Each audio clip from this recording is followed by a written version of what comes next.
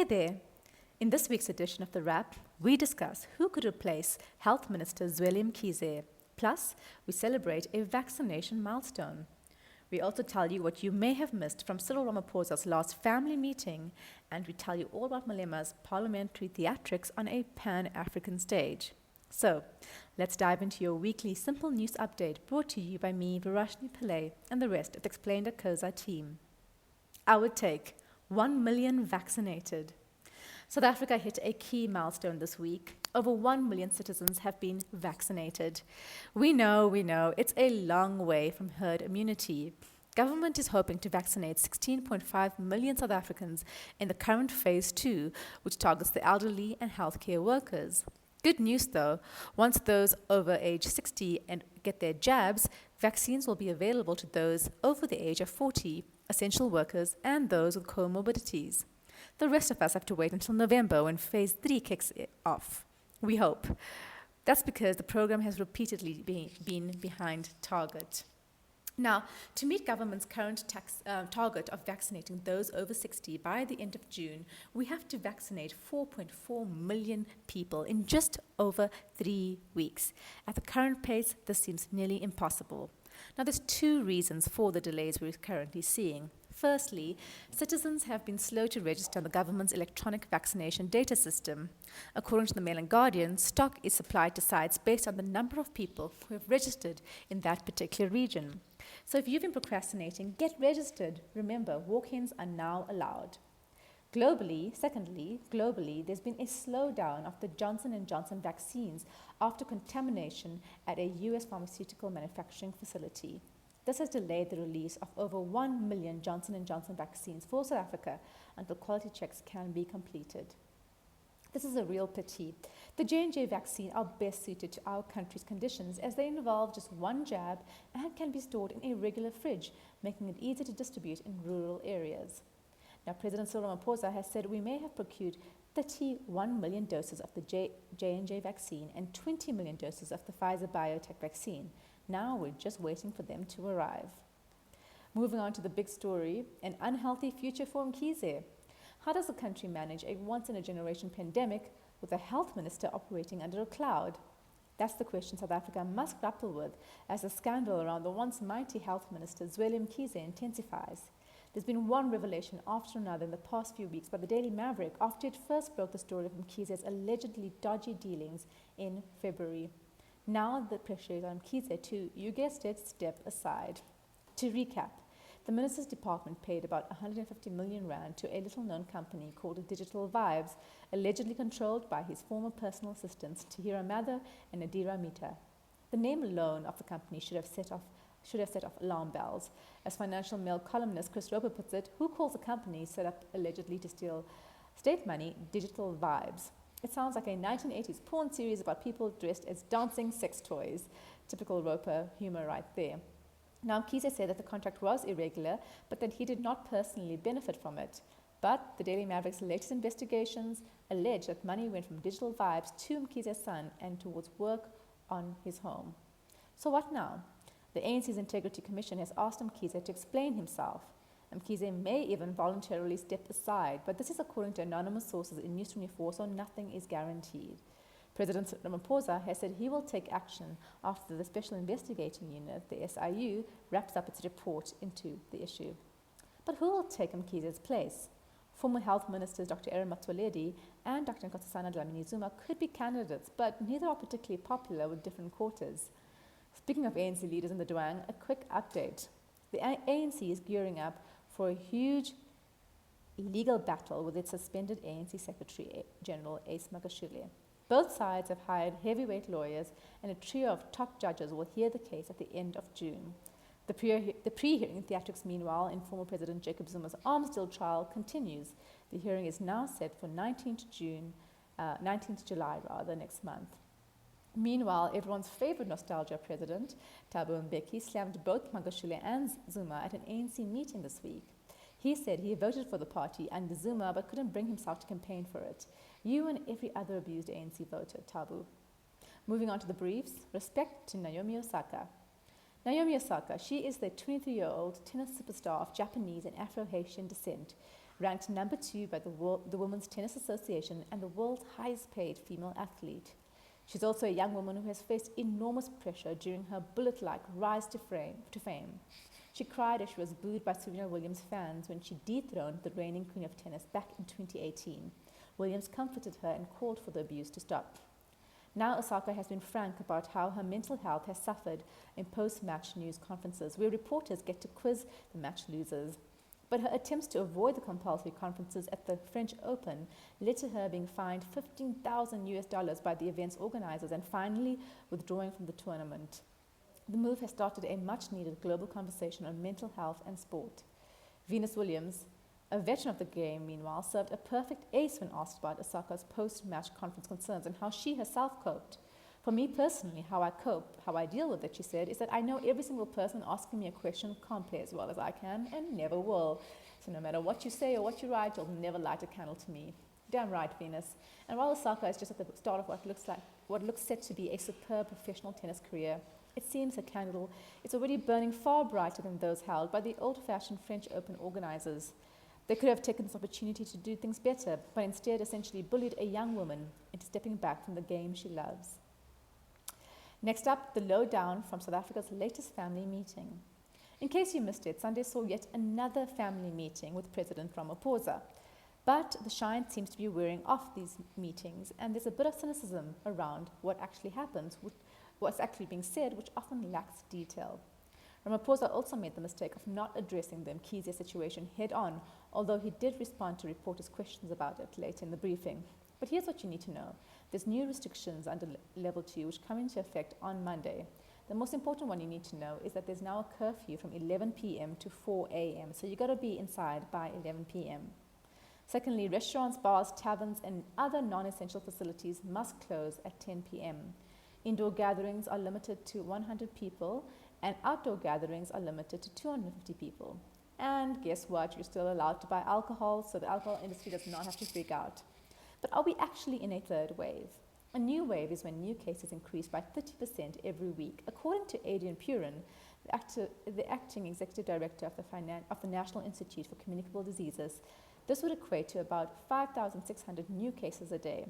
Now, as of the 2nd of June, 5,782 new cases were reported. So if you do the math, we are now officially in the thick of things, and yes, we are in the third phase.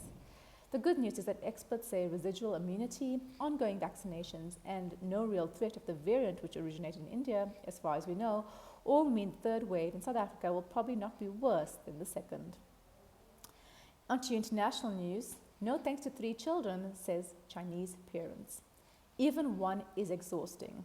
We're dying with laughter at the response of Chinese parents to their government's decision this week to allow them to have 3 children. We're sure the parents of toddlers can relate. But there's a deep social issue here. China has tried to socially engineer its people, often in brutal ways, but human nature just does not work like that. After decades of its controversial one-child policy introduced in 1979, authorities tried to change things when population growth slowed, affecting its workforce. But you can't just flip a switch on something like that. There was barely any response to China's 2-child policy, which was introduced in 2016. Experts think allowing a 3rd child won't make any difference, and citizens seem to agree. Many cite the cost of living, calling on government for child subsidies. Chinese workers notoriously have incredibly punishing work schedules, with some companies adopting the 996 policy. That means working from 9 a.m. to 9 p.m. 6 days a week. It's pretty brutal. If Chinese authorities can't get their citizens to produce more worker bees, let this be a lesson to them. Families who did not obey the initial one-child policy rule faced fines, loss of employment, and were sometimes forced into abortion. There was possible female infanticide as families preferred male children, leading to a gender imbalance. Cruel policies create cruel results. On to some regional news. The AU finds its backbone. The African Union has suspended Mali following a military coup that saw the interim president and interim prime minister placed under house arrest last week. This after one of the military colonels led army officers to overthrow the elected president, causing political uncertainty and violence in the region. According to Al Jazeera, nearly 500,000 Malians were forced to leave their homes and 6,000 were killed. Last week's house arrests have been described by some experts as a continuation of what began last August. Others call it the second coup in 11 months. The AU said it is concerned with the volatility of the region and the effect it might have on the nation's transition process.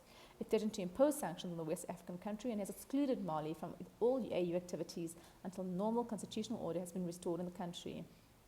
The AU is notoriously soft on serial abuses of democracy, so this is good news. On to some solutions news, a blueprint for tackling racism. Racism is a plague in South Africa, and it takes everyone's efforts to root out our country's Penny Sparrows and Adam Katsavaluses. The parents at one Pretoria school have decided to do exactly that. Their solutions-orientated protests, which included white allies, provided a great blueprint of how we can affect change. They, along with their children, held a peaceful demonstration at the gates of Cornwall Hill College in Irene, Pretoria. They called on the school's governing body to address issues of racism and discrimination. An addendum which contained the testimonials of students who faced racism was handed over to the school along with a memorandum with proposed changes, including a change in the curriculum and inclusion of more people to ensure the school actively takes steps to change its culture and policies. They pledged to hold the school board and executives to account while promising to be more involved in the school's affairs to ensure change. Now that's how you change the world. Speaking of racism, Eskom CEO Andre de Ruyter has been exonerated in all allegations of racism and wrongdoing against him by the now suspended Eskom Chief Procurement Officer Solly Chitangano. Chitangano. Now, Solly, previously a highly respected official, irresponsibly played the racism card in response to his own performance issues. Now that is just wrong, and it sets back the fight against racism for all of us. On to some business news. New unemployment stats are in, and they're not pretty. The number of people who don't have a job in South Africa increased slightly at the start of this year. The unemployment rate increased to 32.6% in the first quarter of 2021, which is up a little bit from 32.5% in the fourth quarter of 2020. Although it's a marginal increase of just 0.1%, it's significant because it brings the joblessness rate in South Africa to levels last seen in 2008 during the global financial crisis. Statisticians say the increase is a result of more graduates and school leavers entering the labor force. COVID-19 and load shedding also play a role. According to Statistics South Africa, unemployment is highest among the youth, especially those aged between 15 and 24. What's the solution? Experts say South Africa needs to do more to build confidence in our economy by providing more political and policy certainty. In doing so, the private sector will also increase its investment into the economy, giving us more fuel to increase jobs. In good news, however, because we need it after hearing that, the SABC has made a monthly profit for the first time in 5 years. Its CEO, Madoda Mpakwe, deserves credit, along with his team for doing the hard work to make the public broadcaster sustainable. On to some Pan-African news again. What the heck is going on with the Pan-African Parliament? The AU's legislative body has been meeting at its seat in Midrand over several days to elect new leadership. But repeated fights have broken out over how the body's powerful president will be elected, putting Southern African delegates against the rest. Naturally, our very own Julius Malema, one of South Africa's delegates, was at the center of the fighting. South Africa and Zimbabwean delegates want a rotational presidency to replace the current system where the most votes win the presidency. Critics say this is a ploy to prolong Zimbabwe's acting leadership of the body. Last week, Malema threatened to kill a delegate from Mali after the Malian allegedly threatened to kill him first. Then on Tuesday, he created a fresh scuffle, jumping out of his seat when the chair refused to open the floor to debate. It looks like more theatre of the absurd by the EFF leader, who notoriously uses these sort of tricks to disrupt South Africa's parliament. Finally, on to Pride Month. The end of June 1969 heralded the start of something that would go on to change the world for many. Police raids at a gay club in Manhattan, the Stonewall Inn, inspired protests that brought a whole new generation of LGBTIQ+ activists to the fore. That's why June is Pride Month in many countries, including right here in South Africa. Those letters I just mentioned, they stand for lesbian, gay, bisexual, transgender, intersex, and queer, are not just alphabet soup. They represent millions of people whose sexualities and gender expressions are still targeted by hate groups today. South Africa has a lot to be proud of. On paper, our constitution protects the LGBTIQ+ community, and we were one of the first countries in the world to legalize same-sex unions. Many people live open, honest lives and are free to do so in our democracy. Our most popular pageant, Miss South Africa, has even finally opened entries to transgender women. But there's a lot of work still to do. As Mamba Online reported this month, there's been a wave of homophobic murders across South Africa in recent months. So while we encourage you to wave your rainbow flag in honor of Pride Month, don't forget to speak up, demand better from leaders, police and communities, and to be a true ally. That's it from us at The Wrap, a product of Explained Koza. Simple news summaries for busy people. Remember to share the love, tell your friends to sign up for the updates at explained.koza/subscribe. Till next time, goodbye from the team.